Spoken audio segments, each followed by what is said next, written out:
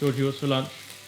Well, it was supposed to be beef, peppers, eggs and wraps, but I've lost the beef. You've lost the beef? Oh, she found it. That was a close call, wasn't it? What is going on, squad? Welcome back to another video, and today marks the third episode in a three-part series, so the end of the trilogy on explosive bodybuilding. We have done an explosive bodybuilding kind of video demonstration for the lower body, one for the upper body, and today we are going to do exactly the same, but for those that are predisposed to enjoying full body sessions. So, quick lunch down the hatch in a minute, then probably a coffee before we go, and then some full body explosive stuff, which we shall show you in one of the local gyms.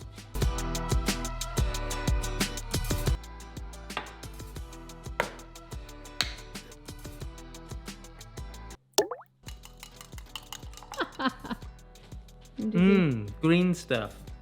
I can't even pretend to hate it. I flipping love it. Athletic Greens, please sponsor me.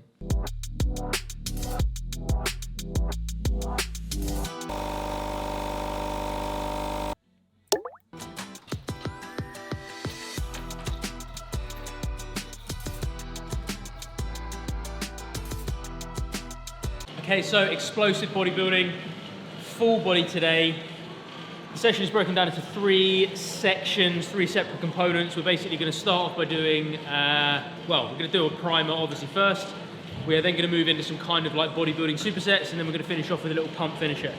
But obviously a warm-up is the necessary first step. We're back in England, as you can tell by the fact that the sun is not out, which means my body is at flipping -40, which means my warm-up needs to be extended a little bit. So a few minutes on the bike, a little bit of rolling out, then a little bit of movement and mechanics drills, and then we'll crack on with some snappy primer work.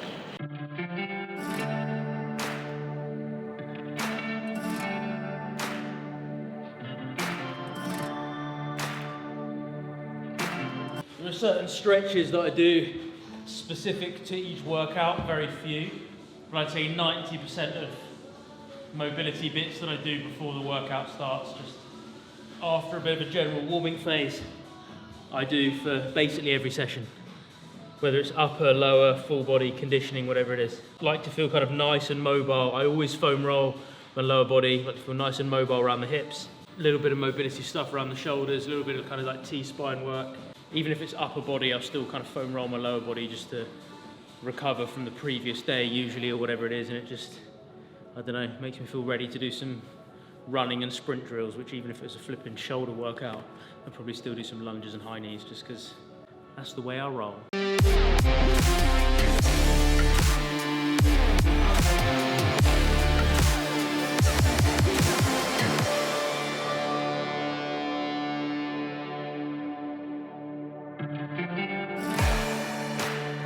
That's the warm-up done. Now moving on to the primer. Again, explosive bodybuilding. Heavy bodybuilding element, but the explosive element of this. If you've been watching my content for a while, you know what these are and you'll be moderately familiar with these, but it's something that's light, something that's snappy, and something that basically just primes, obviously, and warms up that connection between the central nervous system and your muscles. So that connection, basically the wires between the brain and the different tissues, it just gets them working properly and really starts to activate and kind of warm everything up and fire everything properly. So we're just gonna do some slam ball, slam down, and then a jump. And I see that as a whole body primer, a little bit of upper body down into a hinge, and then up into a tuck jump. Kind of 5 reps of that, 30 to 45 seconds, and then 2-3 rounds. Not enough volume that you start to accrue fatigue, just enough volume that it starts to kind of fulfill its purpose of just getting you primed. So let's crack on with that now. It is a compliment to my average plyometric ability that my lovely girlfriend / camera woman is concerned for my welfare that I'm gonna headbutt the ceiling. I assure you, even on a flipping good day, with a few triple expresses in my system, I ain't getting anywhere near that ceiling.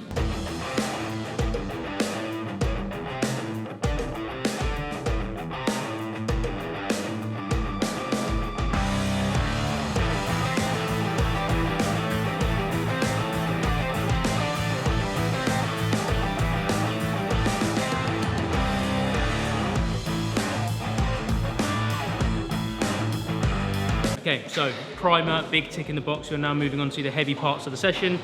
We are doing a lower body superset and an upper body superset in this full body explosive bodybuilding session. The lower body to start with. As you would expect with a superset, definitely the way that I like to cover things as we're doing full body, it makes sense that all kind of primary movement pattern to hit. We're basically doing an anterior chain exercise, so basically a primarily quad-based exercise, and we are going to do leg press, but to make it explosive, we are going to do banded leg press. So I'll do a few warm-up sets in a second, but basically the reason that we would put a resistance band on there is we are so much stronger at the top end of the movement, basically from that angle all the way up to kind of the extension of the knees and the hips, that if we only ever lift in a lower body exercise, whether it's squats, leg press, whatever, if we only ever lift a weight that we are capable of lifting at a super acute angle, we are missing out on a lot of potential to get stronger at that top end. And obviously with a resistance band, it doesn't really offer that much resistance when you're at that acute angle, but as the band gets tighter and tighter, you're effectively overcoming more and more and more resistance. So effectively, the amount of weight that you're moving, it's getting heavier and heavier and heavier the closer you get to extension. So it goes with what's called your natural strength curve. So it cues your brain to not only activate to finish the movement, it cues your brain to continue to accelerate all the way through. So I'm going to be doing sets of 8 with this down, brief kind of pause at the bottom and then super explosive out. That's the anterior chain exercise, and then we're going to superset that with some RDLs. Again, a little bit of a pause at the bottom and then explosively through. Let's get warmed up.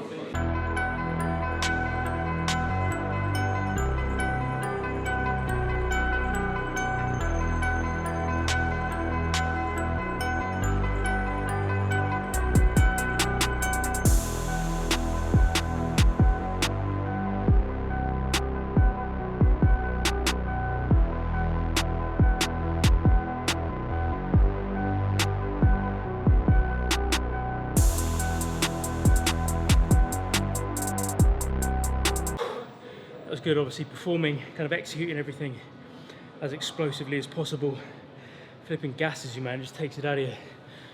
But because, you know, the foundational pillar of what this is still a bodybuilding workout. It's explosive, but it is bodybuilding.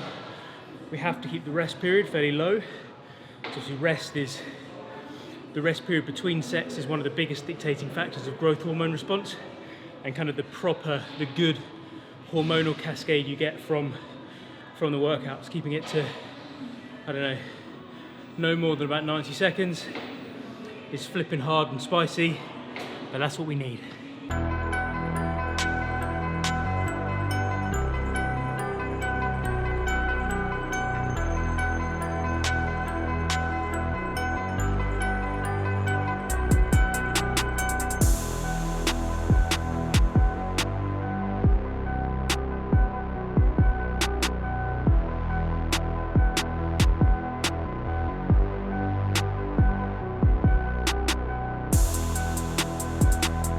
You know, since I got a new girlfriend, my grip's just getting weaker.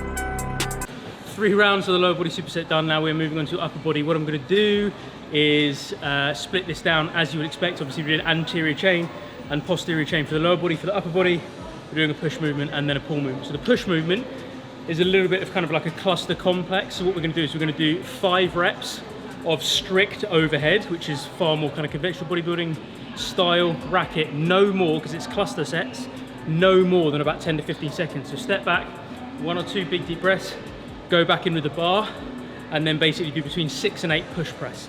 So we've pre-fatigued the shoulders, we've pre-fatigued the triceps, then go in and basically just make sure that, again, like power-wise, it's explosive, harnessing a little bit of momentum from the lower body. So that's going to be the push movement. And then to superset with that pull stuff, we're actually going to do kind of cluster stuff, but more like a PAP superset. For those of you that don't know, PAP is a physiological principle called post-activation potentiation. So it's kind of a little bit of pre-fatigue again. So I'm going to do between 6 and 8 strict pull-ups, but nice and explosive, kind of chest all the way up to the bar.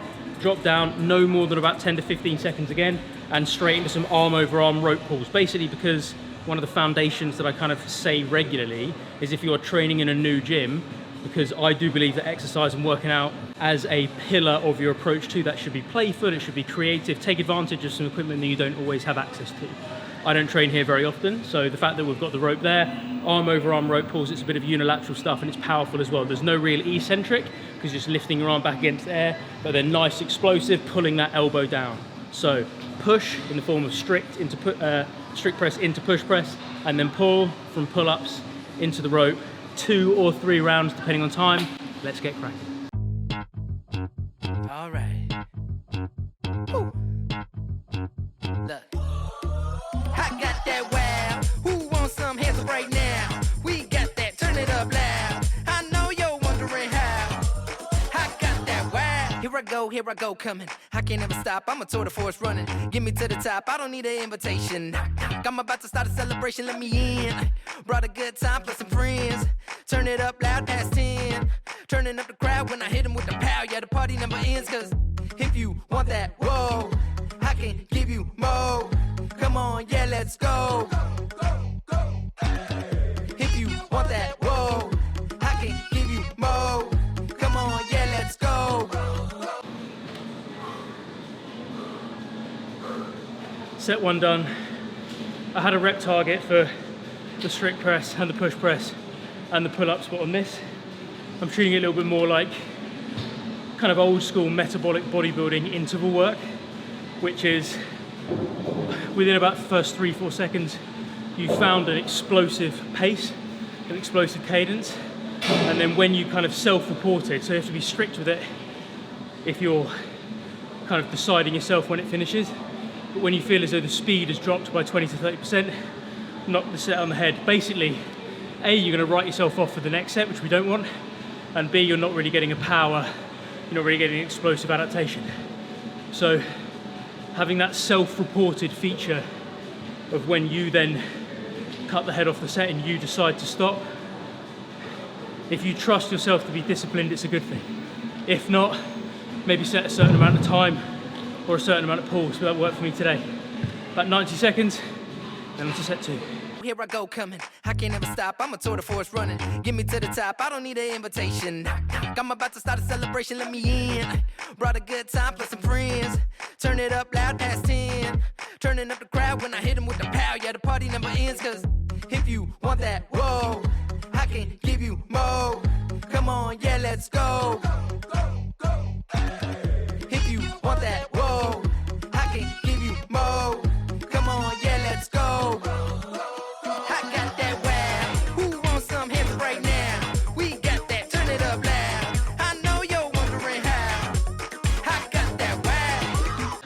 I'm literally saying this between every single flipping set, but the power work just takes it out of you, man. It makes you realize that if you wanted to, you can just get a set done and finish it, but even going slightly submaximal in terms of weight, a little bit lighter, only 5-10%, but really executing it with maximum intensity, again, you are going to get a better bodybuilding result. It's not like you sacrifice a little bit of your aesthetic and a little bit of your physique to gain the power, because we work with the natural strength curve, because it's what's called the brain's intent, not the actual velocity of the bar that dictates the training effect.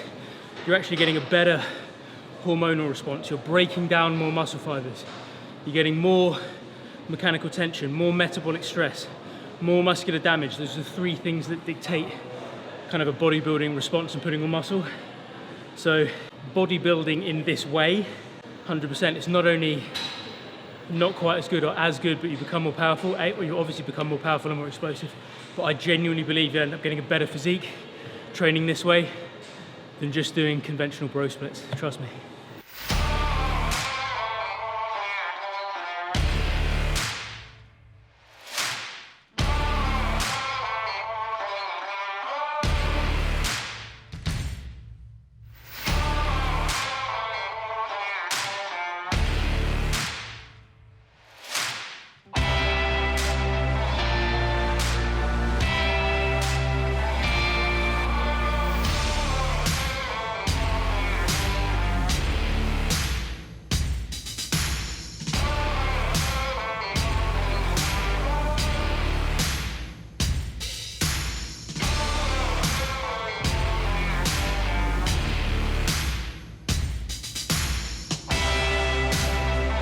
proper flipping very real bicep pump.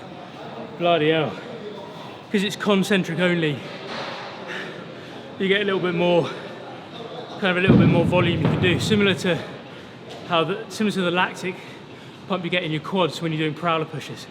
It's concentric only, no eccentric. The pump is real, and the same for the biceps now. Quick bit of water, then on to section 3. Section 3 then, the little kind of metabolic aerobic pump finisher. We've done a primer, we've done a lower body superset, done an upper body superset, and now basically onto the 4th and final section of the session. Effectively what we're going to do, no break, done in kind of like a metabolic bodybuilding circuit fashion. We're going to do some front foot elevated or deficit goblet squat hold jump lunges. So basically just onto a little platform on the ground. It just means that instead of that front heel touching the floor, it's a couple of inches higher, making the ankle, the knee and the hip a little bit more of an acute angle, which means there's a little bit more range to work through. So front foot elevated jump lunges with a goblet squat hold. Do 20 of those, 10 each side, and then straight into 10 clap press ups, and then just a few zombie crunches to finish. So a little bit of legs, a little bit of push in the form of clap press ups because my pull levers are absolutely battered from the ropes, and then abs to finish off with. 5 minutes total, as many rounds as we can. Let's get it done.